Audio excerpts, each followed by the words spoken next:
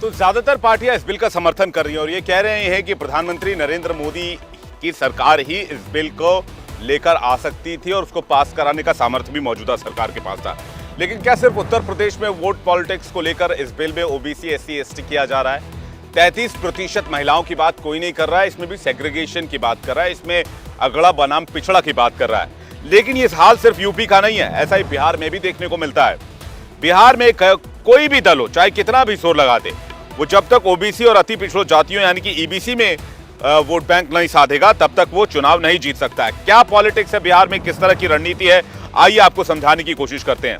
बिहार में जो अगर हम वोट पॉलिटिक्स की बात करते हैं तो बिहार में ओबीसी प्लस ईबीसी की आबादी जो है वो 52% के आसपास है, यानी कि अदर बैकवर्ड कास्ट और एक्सट्रीमली बैकवर्ड कास्ट। ओबीसी में 14% यादव हैं, 4% कुर्मी है और 8% कुशवाहा हैं। इसके अलावा 16% आबादी बिहार में है जो एससी एसटी के शेड्यूल कास्ट शेड्यूल ट्राइब की है। वहीं मुस्लिम वोटर्स की बात करें तो यह आबादी यहाँ 17% की है और सबसे कम यहाँ पर सवर्ण वोट हैं जो कि सिर्फ 15% है। और यही वह वजह है कि बिहार के जो शिक्षा मंत्री हैं चंद्रशेखर, वो लगातार सनातनियों को गाली देने का काम करते हैं। अब आपको सुनवाते हैं कि इस मुद्दे को लेकर इस पर विपक्ष कोटे की जो बात कर रहा है, इस पर बिहार के मुख्यमंत्री नीतीश कुमार और सुशील मोदी के बीच में किस तरह से वार पलटवार का दौर चल रहा है। यानी कि बिहार में जेडीयू बनाम बीजेपी में इस बिल को लेकर क्या बहस चल रही है, किस तरह से वार पलटवार हो रहा है, उस पर एक नजर डालते हैं। बिल्कुल मिलना चाहिए आरक्षण, और उसी तरह से हमारा एक डिमांड है कि जो एससी और एसटी का और पिछड़ा और अति पिछड़ा वर्ग के भी महिलाओं को लोकसभा और विधान परिषद, विधानसभा सब जगह मिल जाना चाहिए। तो ये हमारा रिक्वेस्ट है। 2004 से लेकर 14 तक यूपी का बहुमत था, यूपी की सरकार थी, कांग्रेस के पास पर्याप्त सीटें थी। 10 साल से क्यों नहीं उन्होंने बिल पारित कराया? और राज्यसभा से पारित हो गया और लोकसभा से क्यों नहीं पारित करा पाए? क्यों अपने सहयोगी दलों के दबाव में झुक गए और वो बिल को लैप्स होने दिए? इसका जवाब सोनिया गांधी और कांग्रेस के नेताओं को देना होगा। तो हमने आपको कुछ राज्यों के आंकड़े दिखाए और हमने आपको समझाने की कोशिश की कि वोट पॉलिटिक्स आखिर किस बिना पर, किस बिसात पर की जा रही है और जो शतरंज के बिसात पर सियासी चालें चली जा रही है उसके पीछे का निशाना क्या है, उसके पीछे का मोहरा क्या है और टारगेट क्या है। उत्तर भारत के ज्यादातर राज्यों में ऐसा ही हाल है। पहले भी वोट पॉलिटिक्स की वजह से यह बिल पास नहीं हो पाया था। अगर महिला आरक्षण विधेयक में एससी एसटी और ओबीसी की मांग राजनीतिक पार्टियों ने मान ली होती तो महिलाओं के लिए लोकसभा और विधानसभा की 1/3 सीटें रिजर्व करने का रास्ता 1990 के दशक में ही साफ हो जाता। तब भी कोई अड़चन नहीं आती। 1996 में भी जब देवेगौड़ा सरकार लेकर आई थी तब भी, एक बार जब मनमोहन सरकार लेकर आई तब भी, 2 बार जब अटल सरकार लेकर आई तब भी यह पास हो जाता। 2010 में गठबंधन का नेतृत्व कर रही कांग्रेस ने राज्यसभा में महिला आरक्षण विधेयक को मंजूरी दे दी थी, लेकिन मुलायम सिंह यादव, लालू प्रसाद यादव और शरद यादव के कड़े विरोध की वजह से यह बिल पास नहीं हो पाया, आगे नहीं बढ़ पाया। यहां तक कि टीएमसी भी तब बिल पेश होने के वक्त गायब हो गई थी। सबकी यही मांग की थी कि कोटे में कोटा का प्रावधान किया जाए। जो महिलाओं के लिए 30% का आरक्षण दिया जा रहा है उसमें एससी एसटी और ओबीसी के लिए क्लियर आरक्षण होना चाहिए। और अब कांग्रेस इसी के आधार पर यह कहते हुए दिख रही है कि सबसे पहले यह बिल कांग्रेस लेकर आई और कांग्रेस ने सबसे पहले बिल टेबल किया। मतलब लड़ाई महिला आरक्षण बिल को लेकर नहीं है, महिलाओं की भागीदारी को लेकर नहीं है, महिलाओं की भलाई को लेकर नहीं है, महिलाओं के विकास को लेकर नहीं है। लड़ाई वोट पॉलिटिक्स की है, क्रेडिट की है, एससी एसटी ओबीसी को कोटा दिलवाने की है और पूरी की पूरी लड़ाई जो है वो वोट पॉलिटिक्स की है, वोट बैंक की है। एक बयान आपको सुनवाते हैं। वुमेन्स रिजर्वेशन बिल पहले ही 2010 में राज्यसभा में हमने पास किया है, लेकिन लोकसभा में वो फेल होगा किसी कारण। इसीलिए ये कोई नया बिल या नई चीजें नहीं है।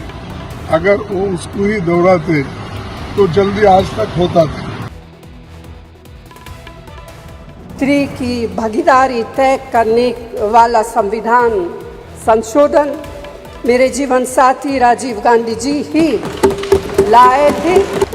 राजीव गांधी जी का सपना अभी तक आधा ही पूरा हुआ है। इस बिल के पारित होने के साथ ही वह पूरा होगा। जो बिल प्रस्तुत किया गया है उसमें बहुत पुरानी मांग देश के लोगों की थी, कांग्रेस पार्टी की थी, हम सब लोगों की थी, उसमें सिर्फ लिप सर्विस दी गई है। मैं मानता हूं कि ये बिल बहुत पहले आना चाहिए था और अभी भी जो जहां तक जानकारी मुझे मिली है ये लागू होगा 2029 में। अभी लागू क्यों नहीं करना चाहती सरकार, ये समझ से परे है। तो जहां कांग्रेस की अपनी दलील है, कांग्रेस कह रही है कि राजीव गांधी सरकार का सपना पूरा हो जाएगा, तो वहीं दूसरी तरफ स्मृति ईरानी और प्रकाश जावड़ेकर कह रहे हैं कि इससे महिलाओं की भागीदारी सरकार के अंदर, राजनीति के अंदर, देश के विकास के अंदर सुनिश्चित होगी। वो बयान भी आपको सुनवाते हैं। एक रिवॉल्यूशन बनी है। 2010 में भारतीय जनता पार्टी ने सपोर्ट किया था, कांग्रेस की सरकार थी, उन्होंने बिल लाया था, हमने समर्थन किया था, लेकिन लोकसभा में पास करने की उनकी हिम्मत नहीं थी और इसलिए ये मुद्दा आया है। कांग्रेस पार्टी का प्रस्ताव आप पढ़ें तो उनका प्रस्ताव ये था 2B और 3B में कि no seat shall be reserved for women and SC/STs in the third general election.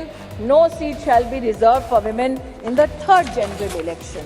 Congress का प्रस्ताव था कि 10 साल औरतें मेहनत करें, लेकिन 15वें साल में आपका अधिकार आपसे छीना जाएगा। आज मैं अभिनंदन करती हूं प्रधानमंत्री जी का, हमारे न्याय मंत्री का, जिन्होंने कांग्रेस की इस अभिलाषा को निराश किया। लेकिन इस बिल को लेकर जो सवाल उठाए जा रहे हैं कि यह बिल आखिर आएगा कब तक, पास कब तक होगा और लागू कब तक होगा, लागू होने में क्या क्या परेशानियां, क्या क्या अड़चने हैं।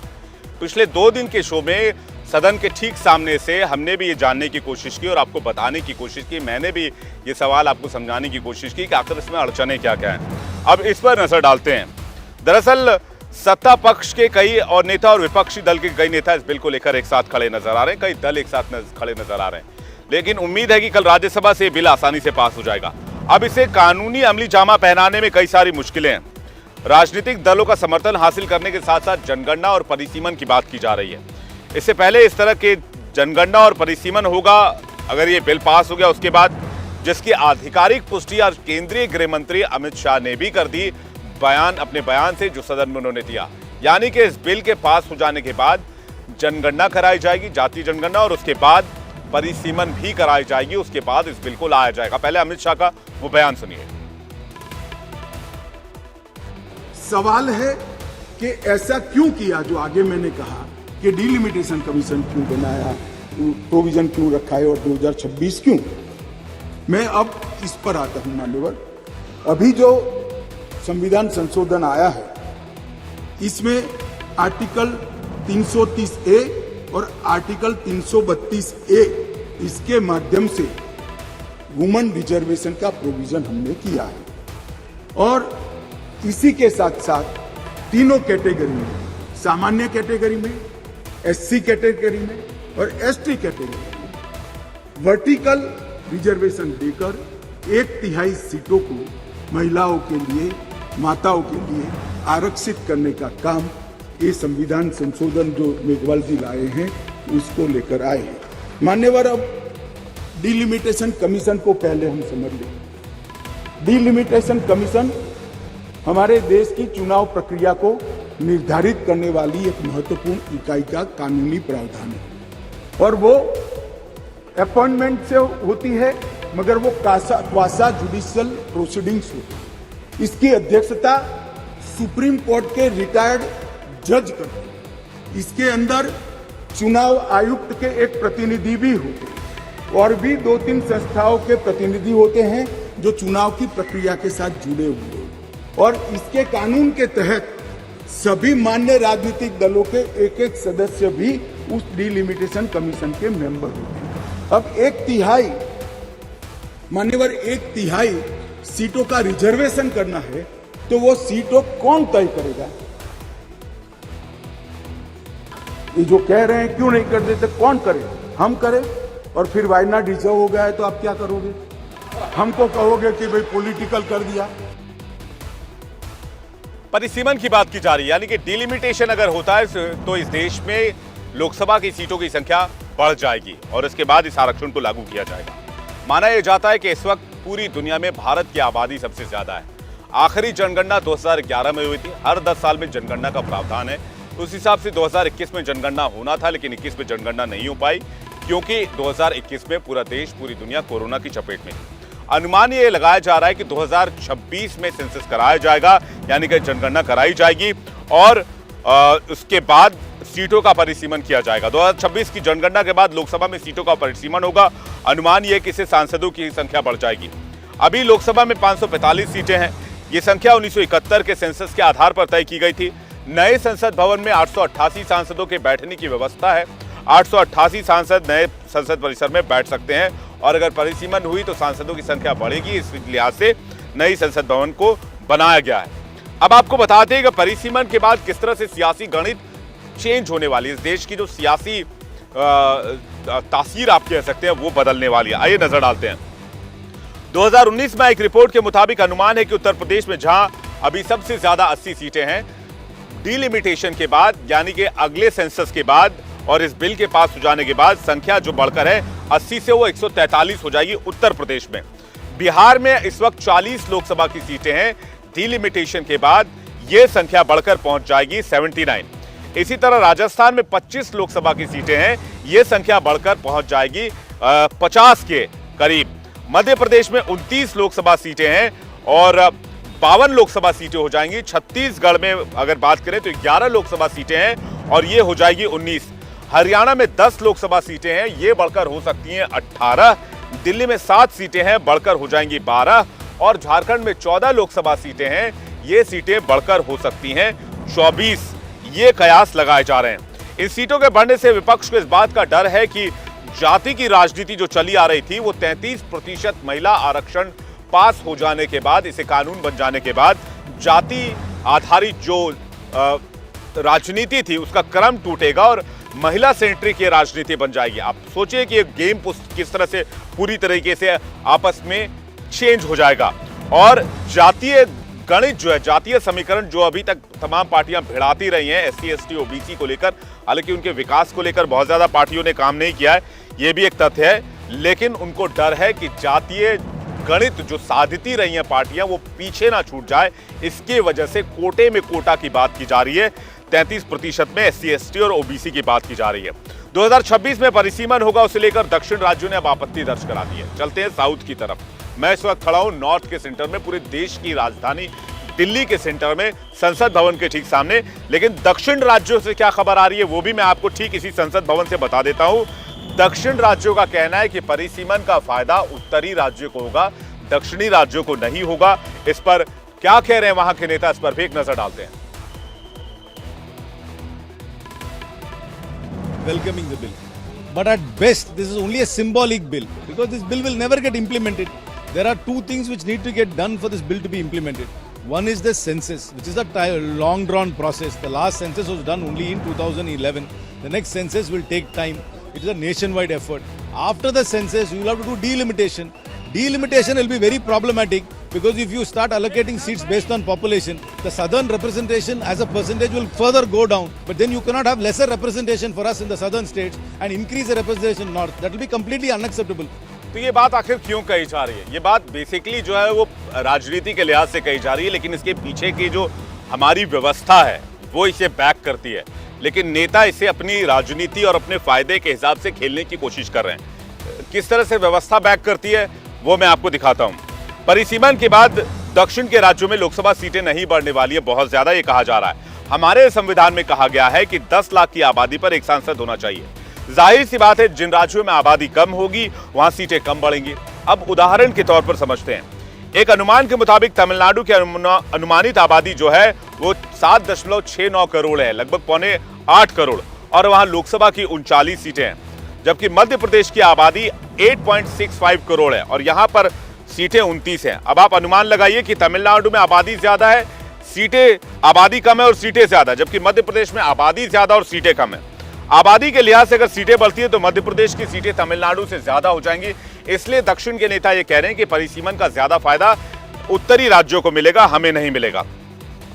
अब आपको बताते हैं, इसी तरह केरल की आबादी 3.57 करोड़ के आसपास है, लगभग 3.5 करोड़ आप मोटा मोटी पकड़ कर चलिए, और वहां अभी लोकसभा की 20 सीटें मौजूद हैं।